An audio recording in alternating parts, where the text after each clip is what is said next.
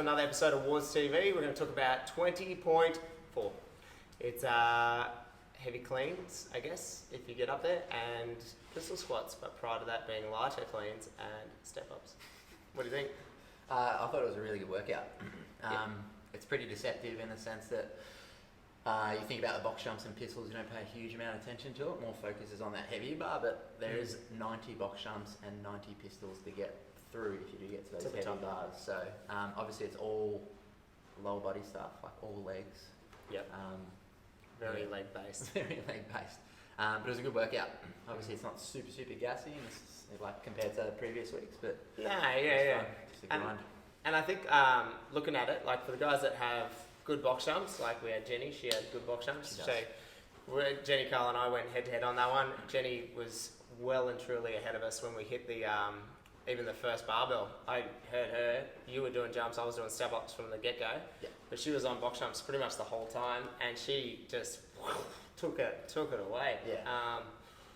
What do you think? Do you think you would, if you did it again, you'd go back and do box jumps? To be honest, it didn't really affect me. I don't think the box jumps for me was like a massive, didn't really, impact my workout too much. I actually changed from box jumps to step-ups just because the bottoms of my feet started to go a little bit.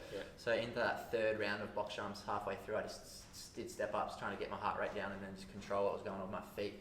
But I don't think, for someone like me that's going to get pretty far into the last couple of bars, the box jumps played a huge part. So as long as you can pick a pace and just move through it pretty consistently on the box, then I think that's the thing too. Like if you know that 43 is your warm up weight, 61 is you now doing singles on your warm up weight, and then 83 is still you just cruising, just getting your feeling. I might start moving under that as a push jerk, power clean and push jerk, and then the 100 is when it really starts to kick in, isn't it? Because I think I found personally, like I don't think it was hard at all until we hit the pistols, and that's only because my knees were hating life.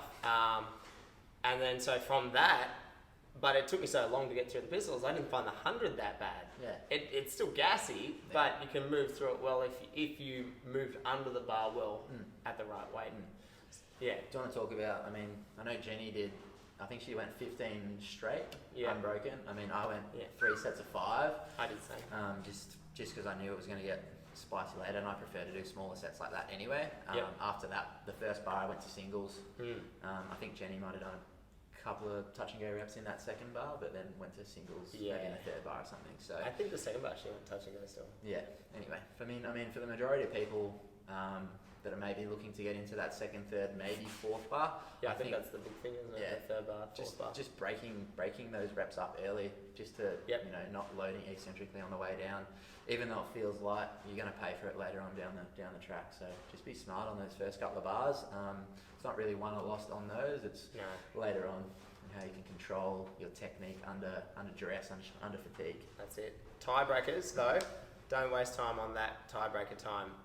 Unless you know that you're not going to get, or you only have like 1 or 2, and you really need to pace it, and you are short on time, then maybe you think about it. But for a lot of the people doing it out there, the 100 kilos is the bar, right? So they'll get through the 83s, which a lot of people will do. But then moving through to that 100 kilo bar, if that is the heavy one, knowing that you'll have like a minimum of 8 minutes left, why don't you just absolutely fang it on the pistols? Like I personally, because I knew I was going to get through that and into the 124s, and hopefully I could do something there. Which was obviously the game changed, man, because my knees didn't want to do it, so it took me so long on pistols. But I couldn't go any faster on pistols, so I just had to, for me, it sort of had to flip, and I had to go a little bit faster on my barbell. Just to add a little bit of time that I could recover, because it was just so slow for me on the pistols. I think the majority of people are going to have a bar that they're going to look at and be like, that's going to really slow me down. I'm not going to get through all the reps on that bar, so you've got to look to get your tie break before that, give yourself as much time as possible on that bar. So I think picking a barbell that's going to slow people up, they're looking to maybe get 1 or 2 reps at that bar, and then just doing what you can to get a decent tie break before is going to be super important. Not a hard workout. You'll sweat more than you've ever sweated. I don't think I didn't even think I was looking at my heart rate and I was like, oh, it's not really up. I went back, looked at it, it was at 175. So it doesn't feel like your heart rate's up at all. And I think it's only the heavy barbell then with like whatever top set you might have got to. Maybe it's the last 30 step ups. Maybe it is the pistol squats, the first of the pistols. When you're straining for such a long time. So just think about that. Breathe, because I got off of my second set of pistols to hit the 124s and my legs didn't even want to stand straight. I couldn't stop there, just shaking, because I haven't done 8 pistol squats since January. So that's on me.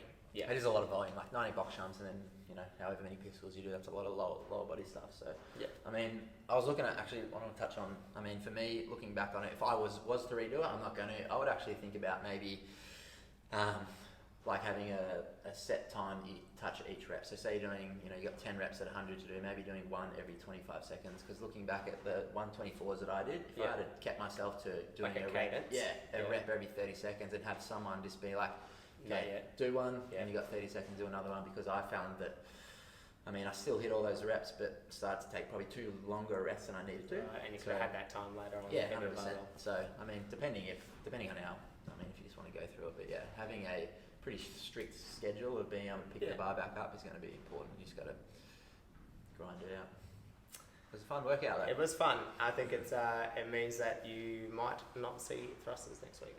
Oh yeah, who knows? Overhead squats and chest to bars, muscle ups, whatever you'd like to do. Anything without legs, that'd be great. It's going to be interesting to see how 20.5 is. There's still a lot of stuff that hasn't come through, but solid workout. Tune in next week and we'll give you a breakdown on how to drink harder after 20.5. I won't be here, but chill. Yeah, he'll be touring. See you.